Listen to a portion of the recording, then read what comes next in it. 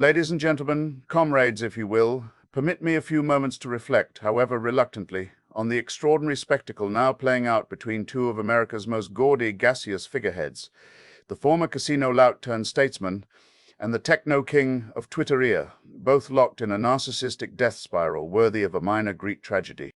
If only either man had read one. Yes, I speak of Donald J. Trump and Elon Musk, whose recent falling out, much publicized, little edifying, has been hailed by some as a conflict of titans. This is, of course, to misunderstand the nature of titans. These are not giants, they are grotesques. Not titans, but toddlers in bespoke suits howling and stamping at being told no. Let us begin with Mr. Trump, the orange-faced demagogue with a crayon-drawn worldview.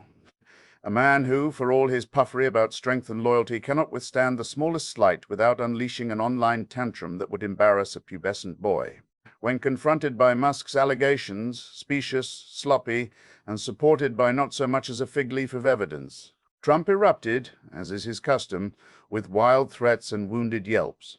That's the difference between a statesman and a conman. The former knows when to shut up. The latter, alas, never learned. Now to Mr. Musk, a man with all the intellect of a rocket scientist and the maturity of a freshman Reddit troll.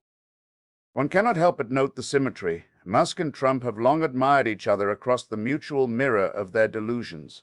Both believe themselves chosen by history, misunderstood by media, and beloved by the people. That most abused abstraction in the modern lexicon. But let's be clear, this is not Prometheus versus Zeus. This is Pinky versus the brain.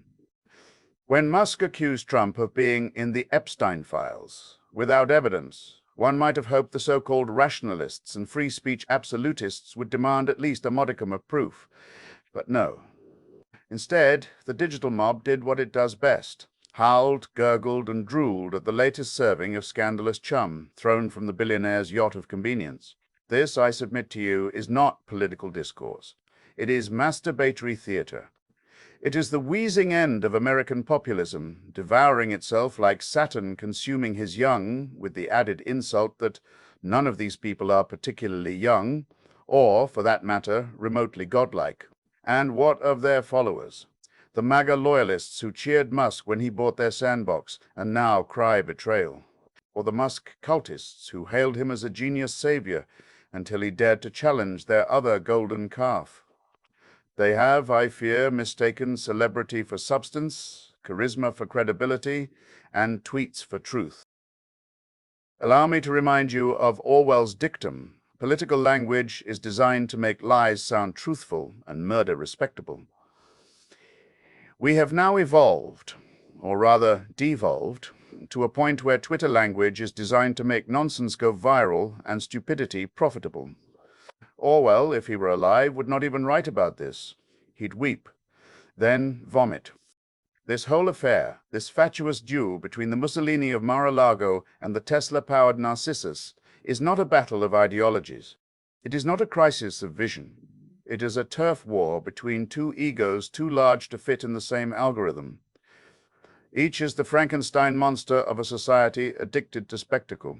And each will, I promise you, try to devour the other and then beg for applause. In the end, my friends, it is not Trump or Musk who deserve our attention. It is the machinery that sustains them, a press too cowardly to challenge, a public too credulous to question, and a system too bloated to care. We deserve better. And until we demand it, we will continue to be ruled by clowns and courtiers, shouting at each other across the digital void, mistaking sound and fury for truth and principle. Thank you, and good night.